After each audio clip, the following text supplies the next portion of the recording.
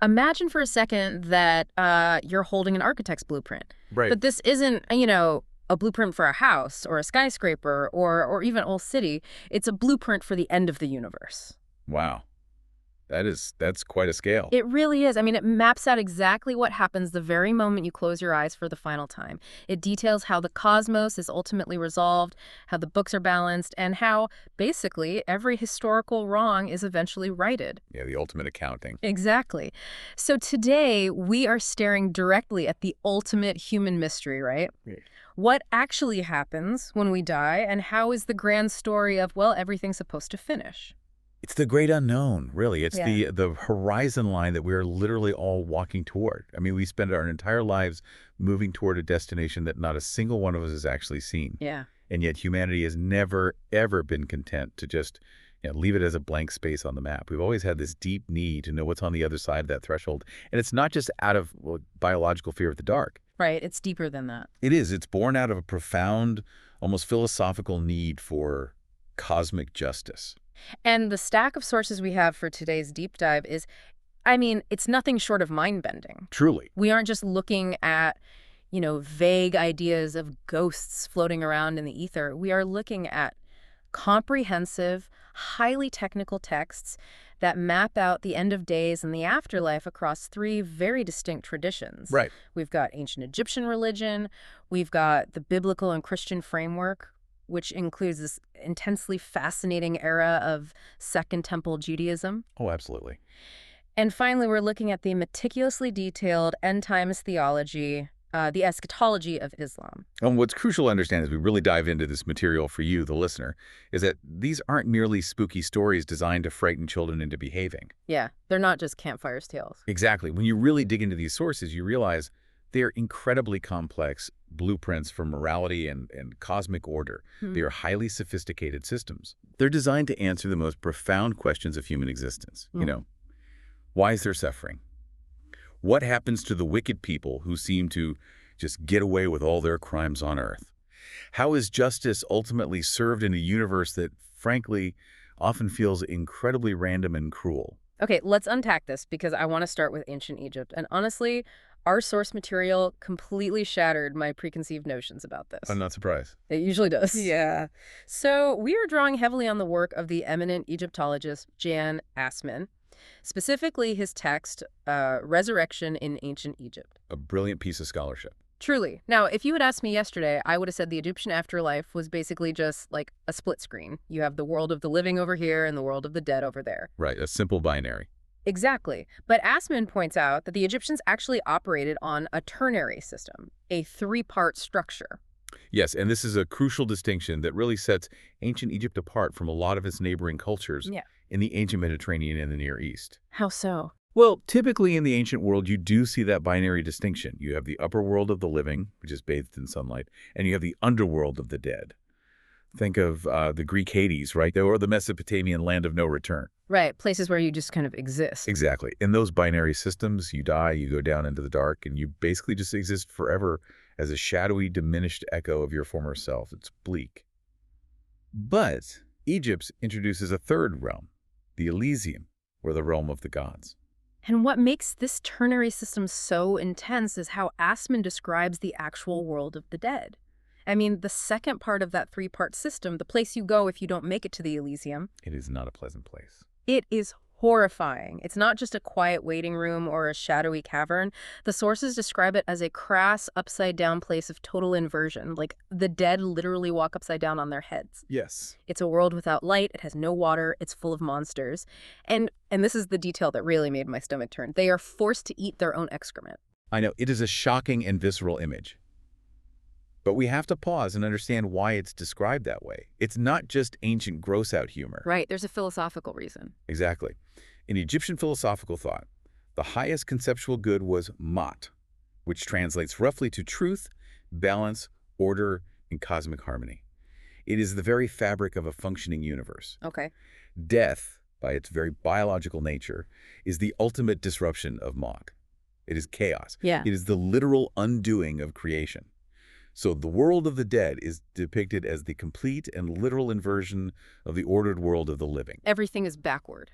Precisely. Yeah. Everything is backward, upside down, and corrupted. Eating excrement is the ultimate symbol of a biological system operating in reverse. It's a total breakdown of natural order. So, logically, nobody wants to stay there. The goal isn't just to survive death, right? The goal is to escape the world of the dead entirely and gain entrance into that third realm, the Elysium, where you get to exist among the gods. But originally, according to our sources, this wasn't an option for just anybody. And this is where we get into the Osiris myth. And this blew my mind. It's a fascinating paradigm shift. Yeah, because I always thought of myths as just, ancient fairy tales to explain why it rains or why the sun comes up. But Assmann argues that the Osiris myth was actually a masterclass in political statecraft. Yes, absolutely. Yeah. In the Old Kingdom of Egypt, religion and politics were entirely indistinguishable. They were the exact same entity. So the myth of Osiris is, at its core, a myth of the state. It's a political theology. Right. The narrative goes that Osiris was a god, but also an earthly king of Egypt. He brought civilization, agriculture, law, but he was murdered by his brother Seth. His jealous rival. Right. Now, Seth didn't just assassinate Osiris, he dismembered him. He literally tore his body into pieces and scattered the limbs across the entire length of Egypt. It's the ultimate political assassination. I mean, you don't just kill the king, you obliterate his physical form so he can't be venerated. You erase his physical integrity so his legacy can't continue. Precisely. And this catastrophe triggers a massive two-phase resurrection process. And that process becomes the absolute blueprint for the entire Egyptian religion. So what's the first phase? First, you have the bodily restoration. Isis, the sister and wife of Osiris, along with her sister Nephthys, traverse the entire land searching for these scattered body parts. Right. Through intense mourning, lamentation, and the recitation of magical spells, they physically reassemble the body. Assmann notes that this is the female-coded aspect of the resurrection in their tradition. The physical effect of reconstruction born of grief and magic. Wow. And then comes the second phase, the social restoration. Yes, which falls to the son, Horus. Right, so Horus has to step up. He has to avenge his father. He must take Seth to a cosmic court, defeat him, and reclaim the earthly throne. So he takes him to trial. Exactly. And by doing so, he restores Osiris's honor, dignity, and prestige. He forces the pantheon of gods to recognize Osiris as their overlord in the afterlife. Oh, I see. So Osiris doesn't come back to rule the living. He becomes the resurrected ruler of the dead, while Horus takes the throne of the living. This dual-process bodily restoration to fix the physical trauma and social vindication to fix the political trauma becomes the template for overcoming death. But wait, I want to push back on this, or at least challenge how we are framing it, because Assmann argues this system was a blueprint for justice. He does. But if originally, during the Old Kingdom, this resurrection was only for the pharaoh, how is that just? I mean, it sounds like an ultra-exclusive VIP club. That is a very fair critique. Right. The king gets to defeat death, become a god, and ascend to the Elysium. Meanwhile, every day, ordinary bakers and farmers just have to go hide in the earth, walk upside down, and suffer eternal chaos. That sounds like a totalitarian nightmare to me, not a system of cosmic justice. You are absolutely right to point that out, and it's a vital distinction. When Assmann speaks of justice in the context of the Old Kingdom, he is speaking of state justice, not individual egalitarian justice as we might conceive of it today. In that era, resurrection was indeed an exclusively royal privilege. The pharaoh was believed to be a literal, divine being. He was the living incarnation of Horus. When he died, he became Osiris, the ruler of the underworld. And his successor became the new Horus. So it was just a closed loop. Entirely closed. The myth served to legitimize the peaceful, divine transfer of power and to elevate the institution of kingship above absolutely everything else. For the common person, death was just the end of their story, a descent into the dark earth. That's grim. It is. But here is the fascinating psychological twist. This political theology framed every single death of a pharaoh not as a natural biological event, but as a murder. A murder requiring vindication. Exactly. Seth becomes the personification of death itself. So if the pharaoh dies, it's not because his heart gave out or he caught a disease. It's because Seth committed a cosmic crime. So the elaborate funerary rituals are essentially a cosmic lawsuit against Seth to achieve justice. That is a brilliant, albeit terrifying way to maintain political stability and project eternal power. It makes death treatable, as Assmann brilliantly notes.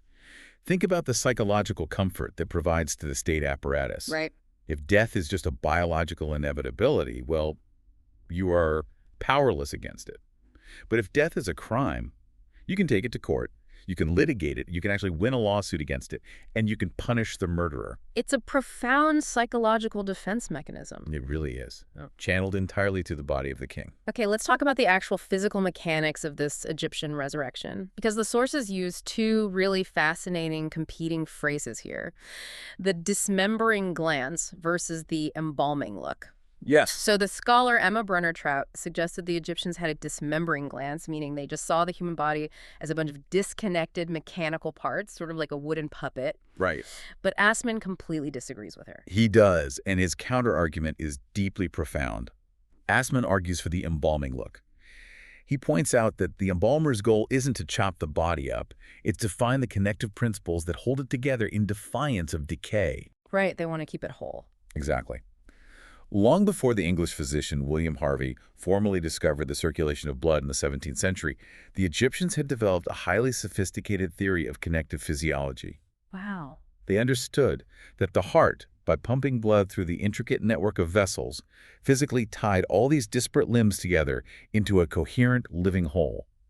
They beautifully referred to this as the heart speaking in the vessels. That is just a stunning phrase, the heart speaking in the vessels. And when someone died and that biological connection stopped, when the heart went silent, they used magic and spells to artificially replace that connective tissue. Yes, magical reconstruction. The source material includes one of these specific incantations, spell 172 from the Book of the Dead, and I was just amazed by it. It's quite poetic. It really is. It reads less like a dry medical manual and much more like a deeply passionate, almost erotic love poem. It goes from head to toe, listing every single body part with incredible reverence. It says, and I'll quote it here, "Your head, O my lord, is adorned with the tress of a woman of Asia. Your face is brighter than the mansion of the moon. Your teeth are those of the coiled serpent with which the two Horuses play. It is vivid, bodily, and incredibly physical." And it serves a very specific structural purpose. By naming each individual part and assigning it a divine, eternal attribute, like comparing lips to truth, teeth to coiled serpents, hair to lapis lazuli, the spell literally binds the fragmented parts of the deceased back together using the power of language. Like a linguistic mummification. That's a great way to put it. It directly mirrors the physical embalming process. Where the physical body is bound in linen, the spiritual body is bound in divine metaphor. Okay, but eventually this exclusive Pharaoh-only VIP club loses its bouncers, right? The Old Kingdom falls, society undergoes massive upheavals, and we see what the sources call the democratization and moralization of resurrection. A huge turning point. Suddenly, it's not just the Pharaoh who gets to be Osiris. The Elysium opens its doors. A commoner, a scribe, a merchant, anyone can attain it. But there's a massive catch. A very significant catch. Once the Elysium is open to all human beings, the rules of admission inherently have to change. Because they're not divine. Exactly. It can no longer be about the divine quality of the royal office because the people entering are not divine kings. It becomes entirely about the virtue, the ethics, and the justice of the individual. Okay, so the nature of the cosmic lawsuit fundamentally shifts. You are no longer the murdered victim fighting Seth in court. No. Now you are the defendant. You're the one on trial. You are being judged for your own life's guilt. And the mechanics of this judgment are absolutely terrifying. I mean, we're looking closely at chapter 125 of the Book of the Dead here. I want you to imagine this. You die, and you wake up having to stand before Osiris, who is the president of the court, and a terrifying jury of exactly 42 divine judges. And you have to recite these negative confessions. You basically have to look these ancient gods in the eye and list all the things you didn't do. Yes, the declarative innocence. The text literally reads, "I have not committed sin. I have not robbed with violence. I have not stolen the god's property. I have not told lies. I have not caused anyone to weep. I have not eavesdropped." You have to purge yourself of what the texts call immaterial pollutants. This introduces the concept of moral mummification. Just as the physical embalmers purified the physical body, drawing out the organs that cause putrefaction, the soul had to be purified of guilt and sin. So sin is like a spiritual rot. Exactly. These moral failings were viewed as spiritual pollutants that would literally cause the destruction of the person in the afterlife. Yeah. It's important to note you weren't claiming to be flawlessly innocent. The Egyptians knew human nature. Right, nobody's perfect. But you were claiming to be purged of those specific disqualifying evils that unraveled the social and cosmic order. And while you were reciting these negations, sweating before these 42 judges, your literal heart, the organ we just talked about, the connective engine of your body, the thing that speaks in the vessels, is placed on a massive golden scale. Yes, the crucial test. And it is weighed against the feather of Ma'at, representing truth. And sitting right there, crouching beneath the scale, watching the balance, is a monster. Amit, the devourer of the dead. Part crocodile, part lion, part hippopotamus. If your heart is too heavy with guilt, lies, and the weight of your earthly crimes, the scale sinks. The monster lunges forward and eats your heart. Annihilation. You cease to exist entirely. It is a striking, terrifying, visual representation of cosmic justice. It insists with absolute clarity that your actions in the physical world have ultimate eternal consequences. Yeah. The Egyptian system firmly established the idea that to overcome death, one must undergo a profound, inescapable moral auditing. Now, this democratization in Egypt, this groundbreaking idea that your personal physical actions dictate your eternal destination, it plants a flag that the Abrahamic traditions eventually pick up and carry into radically new territory. Very much so. The desire for a bodily resurrection, not just escaping to become a floating, disembodied spirit, became a defining feature of the biblical narrative. But what's so striking when we turn our attention to the Old Testament is how differently it handles the concept. It's almost the exact opposite approach. Right. Egypt gives us the Book of the Dead, a literal, hyper-detailed, step-by-step instruction manual for the afterlife. The Old Testament gives us what we might call a centuries-long, slow reveal. It is remarkably subtle in its early stages, almost frustratingly so for those looking for explicit afterlife blueprints. Yeah. In the biblical framework, as outlined in the opening chapters of Genesis, humans were created with the opportunity for eternal life, walking in unmediated harmony with God in a physical garden. Death was not considered a natural biological necessity. There was an intrusion. Exactly. It was the tragic consequence of a rupture, a fall into sin and rebellion. And immediately after that fall, we get the first very faint hint of a solution in Genesis 3:15. Right. Where God tells the serpent that the offspring of the woman will crush the serpent's head, even as the serpent strikes his heel. Our sources, drawing on centuries of theological commentary, refer to this as the proto-evangelium, right? The first preaching of the gospel. Yes. It's an implicit promise that death, introduced by the serpent's deception, won't have the final word. A human descendant will eventually crush the source of the curse. But after that striking promise, the text goes almost completely silent on the actual mechanics of the afterlife. It really does. Instead of an Egyptian-style manual detailing exactly what happens when you die, we just get these tiny breadcrumbs scattered across hundreds of years of text. Why the silence? The silence is deeply intentional. The focus of the early biblical text is overwhelmingly, almost exclusively, on the covenant relationship with God in the present life, in the land of the living. Right, building a nation. Exactly. The Israelites were being formed as a people here and now. However, the seeds of resurrection hope are quietly planted. You see it early on in the genealogy of Genesis 5. It's a depressing chapter. The rhythm is literally, and then he died, and then he died, and then he died. Yeah, real downer. But suddenly, the rhythm is broken by the figure of Enoch, who walked faithfully with God. Then he was no more, because God took him away. Death is suddenly bypassed. Wow, yeah. You see it in the story of Abraham, too. The texts tell us that when Abraham was asked to sacrifice Isaac, he reasoned, according to the later writer of Hebrews, that God could literally raise Isaac from the dead. That implies Abraham already held a theology where the physical body could be restored. Exactly. You see it in the prayers of the people, too. Hannah, in 1 Samuel, prays a profound prayer. The Lord brings death and makes alive. He brings down to the grave and raises up. And Moses echoes the exact same sentiment in Deuteronomy. Right. These aren't explicit doctrines of a final judgment day, but they establish the character of God as one who holds absolute power over the grave.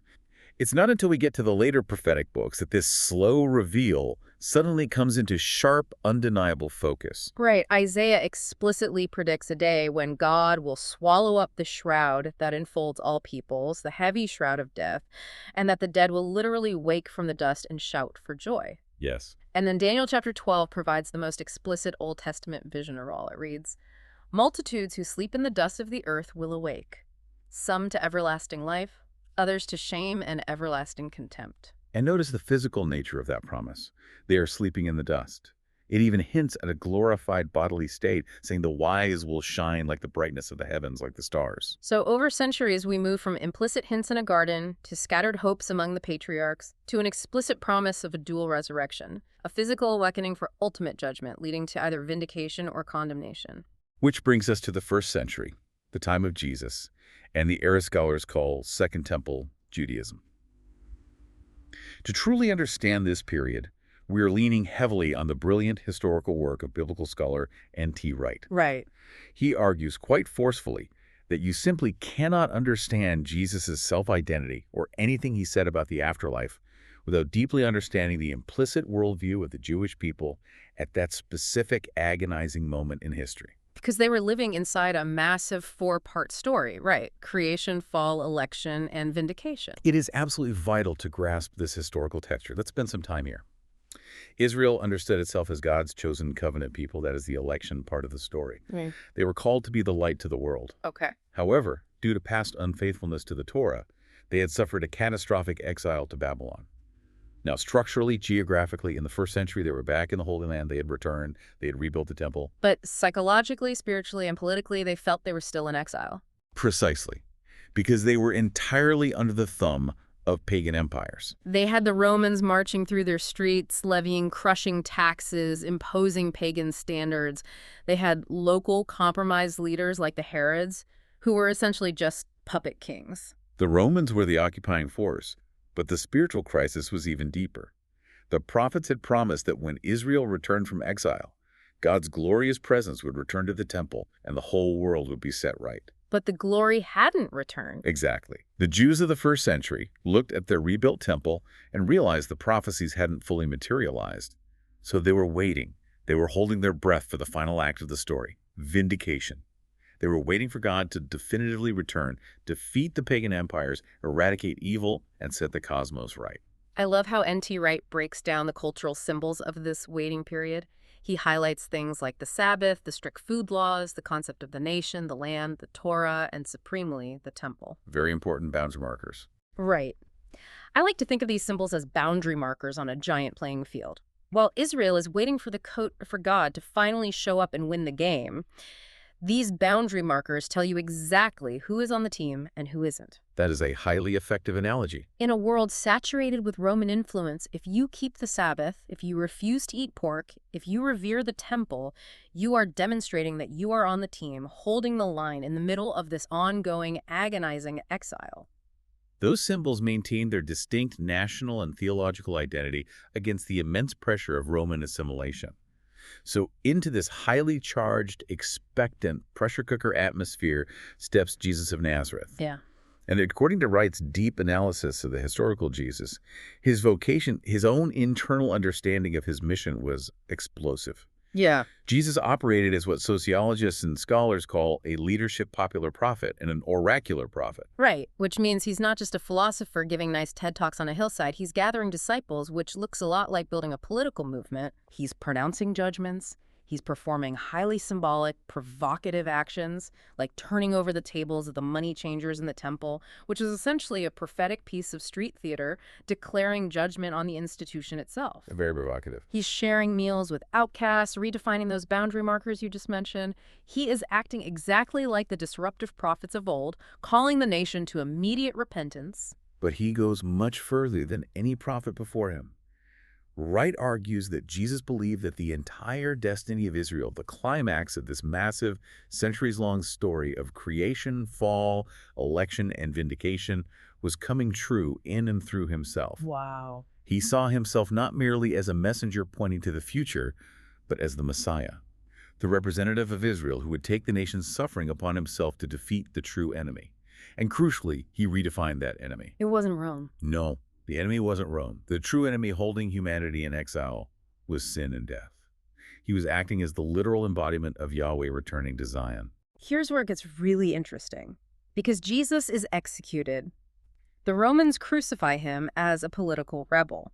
And in the eyes of any first-century observer, a crucified Messiah is a failed Messiah. End of story. Go home. That was the standard pattern, yes. But his followers don't disperse. They don't go back to fishing in Galilee and say, well, we tried. They come back a few days later making staggering, reality-altering claims that Jesus literally, physically rose from the dead.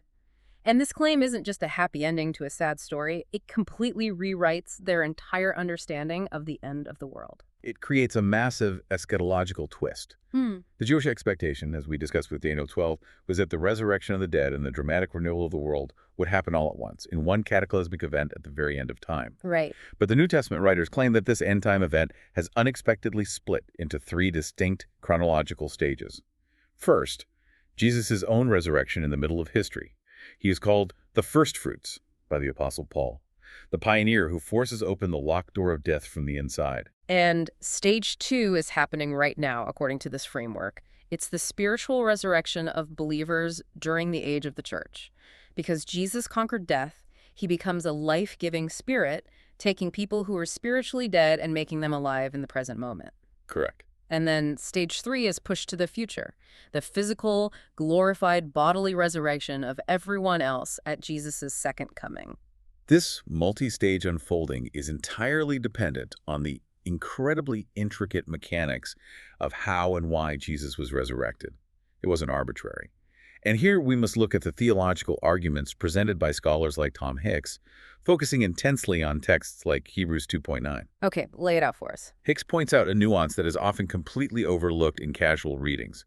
Christ didn't just casually rise from the dead as a magic trick or a mere show of divine power. His perfectly righteous life and his sacrificial death legally caused his resurrection. A legal cause. Let me try an analogy here to make sure I'm tracking, because this sounds a bit like a cosmic contract. Imagine you are in an inescapable prison with a massive bail set against you. You can't pay it. But then someone steps in, lives a perfect life, and signs a legally binding contract saying they will take your execution. But in exchange, the moment the execution is complete, the bail is paid in full. I follow. The warden representing divine justice is now legally obligated to open the cell doors. Once the flawless party fulfills the clause, it automatically triggers the release. That is an excellent way to conceptualize it.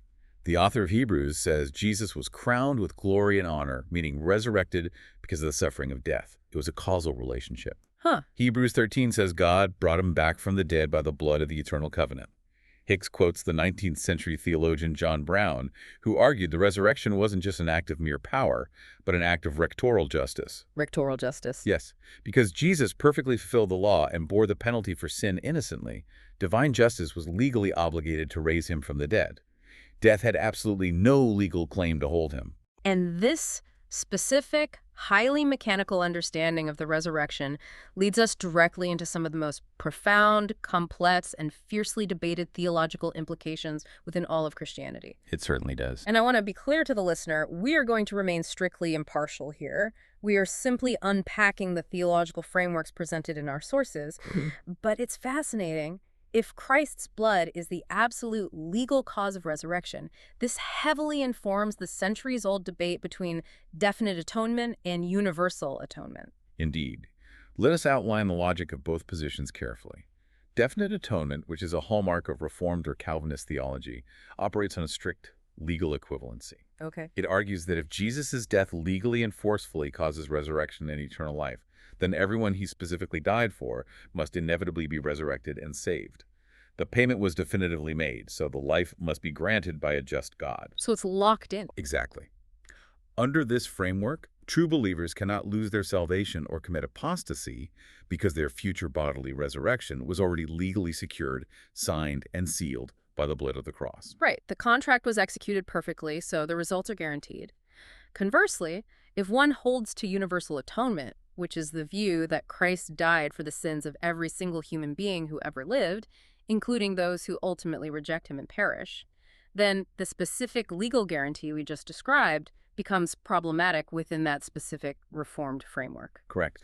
The critics of universal atonement argue that if his blood was shed for someone who ultimately does not attain eternal life, then the blood didn't inevitably cause their resurrection. Therefore, the causal link is broken. I see. Opponents of universal atonement, on the other hand, argue that the provision was made for all, but must be activated by free will and faith. The sources point out that these different understandings fundamentally shape how different Christian traditions view the absolute security of the believer, the exact nature of the atonement, and the character of divine justice. But practically speaking, across the board, regardless of where they fell on those specific debates, the sources note that the purpose of this resurrection theology was to give the early Christians immense, undeniable practical power. Oh, absolutely. It was their bedrock. Right. It offered absolute, rock-solid assurance of salvation. It gave them the psychological and spiritual strength to persevere through horrific worldly trials. We're talking about people facing literal lions in the Colosseum, facing burning at the stake. Horrendous persecution. They could endure that martyrdom because they knew, deep in their bones, their future physical bodies were guaranteed. It was the absolute fuel for their explosive global missions. If we connect this to the bigger picture, we see a fascinating contrast emerging. Christianity sees the grand timeline of the end times as having already been inaugurated by a single definitive historical event. Resurrect. Right. With the rest of the timeline playing out as shockwaves from that epicenter. But when we turn our attention to our final set of sources, we find a tradition that maps out the ultimate end of the universe with a chronology that is incredibly vast, deeply systematic, and utterly awe-inspiring in its scale. I'm speaking, of course, about Islam. The eschatology of Islam is breathtaking. The scale of it makes you feel incredibly small. We are talking about Yawm al-Qiyamah, the day of resurrection or judgment day. Yes. This isn't just a fringe topic or a side issue in Islam. It is a fundamental, non-negotiable tenet. It is literally one of the 6 articles of Islamic faith. You cannot be a believing Muslim without affirming it. It is central to the worldview. The Quran repeatedly refers to it as the promise and the threat. And the names for this day scattered throughout the text are absolutely terrifying in their weight. Al-Qari'ah, the calamity; Al-Zalzala, the earthquake; Yawm al-Fasl, the day of separation. The Islamic texts, drawing from both the Quran and the Hadith, which are the recorded sayings and actions of the Prophet Muhammad, provide a deeply detailed chronological sequence of events. And the end doesn't just happen unannounced. Right, there are warnings. It begins with portents, or signs, that herald the imminent unwinding of the world. These are traditionally divided into minor signs, many of which relate to moral decay and social upheaval, and major signs. The major signs reads like the script of the ultimate apocalyptic epic. An absolute epic. The sources detail the arrival of the Dajjal, a deceitful, false messiah or antichrist figure. He won't just be a bad politician. He will perform false miracles, claim to be God, and spread massive global chaos. Yes. It's fascinating because theological scholars note the purpose of the Dajjal is to serve as the ultimate test of faith for humanity right before the end. Following him, the texts describe the release of Ya'juj and Ma'juj, known in the biblical tradition as Gog and Magog. Yes, they are described as monstrous, chaotic tribes of vast, overwhelming numbers who have been imprisoned behind a miraculous mountain wall since ancient times. And when it breaks. When the wall finally breaks, they will sweep across the earth, drinking rivers dry and destroying everything in their path. There is also the emergence of a murderous tyrant known as the Sufyani, who will slaughter the innocent in the Middle East. It sounds hopeless. But the theology also provides saviors in this darkest hour to combat these overwhelming forces of evil. The Mahdi, a prophesied redeemer and political leader, will appear to unite the faithful. A figure of immense hope. And crucially, and this often surprises people unfamiliar with Islamic eschatology, Isa, the Arabic name for Jesus, will literally descend from heaven. In Islam, Jesus wasn't crucified but raised to God, and he returns in the end times to assist the Mahdi in defeating the Dajjal and restoring justice to the earth. The cosmic signs that accompany these earthly battles are just as profound and unsettling. The order of the universe begins to unravel. The sun will literally rise from the west, fundamentally breaking the laws of celestial mechanics. And then there is this eerie, almost quiet sign just before the absolute end. After the battles are won, a pleasant, gentle breeze will blow across the earth. It will seek out every single believer, and anyone who inhales it will die peacefully. That's fascinating. Why? It's a profound act of divine mercy. It spares the faithful from the ultimate, unfathomable terror that is about to hit the cosmos. Because what follows is cosmic annihilation. The angel Israfil, who holds a massive trumpet or horn, steps forward. The sources describe this horn as being physically connected to the preserved tablet of all existence. Yeah. When Israfil sounds the first devastating blast, everything ends. The earth is crushed into dust, the heavens are violently split apart, the stars lose their light and are thrown down, the oceans boil over, every single living creature dies. Even the angels die. Eventually, even the angel of death dies. Total, absolute extinction. The theological term for this is fana. And then comes one of the most haunting moments in all of eschatological literature. God will look over the absolute void of the destroyed universe and ask 3 times, "To whom belongs the kingdom this day?" And no one is there to answer. Exactly. Because there's not a single conscious entity left in existence to answer, God answers himself to God who is one alone, victorious. That gives me chills just thinking about it. Our sources estimate that what follows is a gap of 40 years of absolute, terrifying, unending silence. 40 years of an empty, void universe. Why a 40-year gap? Why not just immediately rebuild? That silence serves a profound, necessary theological purpose. It is the ultimate, undeniable demonstration of Tawhid, the absolute oneness and unrivaled sovereignty of God. By emptying the stage. Yes. By emptying the stage entirely, God proves that he is the only necessary existence. Everything else is contingent, everything else is fragile. For 40 years, the universe is stripped of all illusions of human power, wealth, and permanence. That's incredibly humbling. Only after this agonizing pause does Israfil, who is recreated by God, sound the second trumpet blast. This is the Baith, the calling forth. The dead wake from their graves. Physical bodies are resurrected, miraculously reunited with their specific spirits to form whole, cognizant persons ready for judgment. And they are all gathered at the terrifying place of assembly, Al-Mashar. This leads to a concept that legitimately made me recoil physically when I was reading the sources. It's called the perspiration. It is a harrowing concept. I want you to imagine the ultimate, most agonizing waiting room conceivable. Every resurrected human who has ever lived, from Adam to the last person born, along with every angel, jinn, demon, and even animals, are gathered together on a flat white plain. There is absolutely no shade. The sun is brought intimately close to the earth, and everyone begins to sweat. But the sweat is not merely biological. It is a profound physical manifestation of internal guilt. The sources detail that people will be submerged in their own sweat based precisely on the severity of their earthly sins. Wow. Some are to their ankles, some to their knees, some are to their mouths, literally drowning in the physical manifestation of their own transgressions. And the sources suggest this unshaded, agonizing waiting period will last anywhere from 1,000 to 50,000 years. 50,000 years standing in the sun. The psychology of that waiting is terrifying. It is a time of pure psychological torment, giving sinners ample, unavoidable opportunity to contemplate the recompense for their past faults before the actual judgment even begins. It's the sheer dread of knowing what's coming. And what is coming is the reckoning, the Ozeb. This is a meticulous, mathematically precise, unavoidable auditing of the soul. First, there's the book. Throughout your entire life, angels have been chronicling every single day, inscribing every good and bad deed, every whispered lie, every secret charity. It's all recorded. On Judgment Day, this literal record is handed back to you. The visual cue is absolute. If the book is placed in your right hand, you are joyous, destined for paradise. If it is forced into your left hand or behind your back, you're destined for the fire. And alongside the book is the balance, the mizan. It's impossible not to notice the similarity here to the ancient Egyptian weighing of the heart.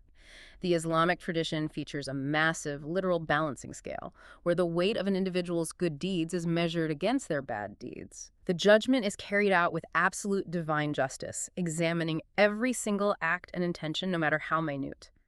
The Quran says, even a deed, the weight of a mustard seed will be brought forth. Which naturally raises one of the most difficult philosophical questions in any theological system. Exactly. What if you never had a chance to get good deeds on the board? What if you lived your entire life on a remote island in the Pacific and never heard about Islam or God or any of this? How can an infinitely just God judge that person fairly? It's the classic question. I was so incredibly impressed by how deeply Islamic scholars wrestled with this exact question. Again, we have to maintain our strict impartiality here as we explore this, but it's utterly fascinating to look at the historical theological debate on the fate of the unreached. It is a deeply nuanced debate that spans centuries of Islamic scholarship. Yeah. You have the rationalist Mutazilite school. They believed heavily in the power of human intellect. Okay. They argued that God's justice must inherently align with human logic. Therefore, Human reason alone should be sufficient to look at the majesty of the universe, deduce that there is an all-powerful creator, and reject idol worship. So they expected people to just figure it out. Yes. Because of this high view of reason, they concluded that failure to deduce God's existence, regardless of whether you ever explicitly received a prophet's message, would result in punishment. That's a very strict, intense view of human capability. But the Ash'ari school took the opposite stance. They argued that human logic is flawed. They believe that good and evil are defined entirely by God's revelation, not by human philosophy. Right. If God says something is bad, it's bad. Therefore, if God never sent you the specific revelation, you literally don't know the rules. And a perfectly just God cannot hold you accountable for breaking rules you were never taught. And then we see the emergence of brilliant synthesis views, most notably from the great medieval theologian Al-Ghazali, whose thoughts were later echoed and expanded upon by giants like Ibn Taymiyyah and Imam Nawawi.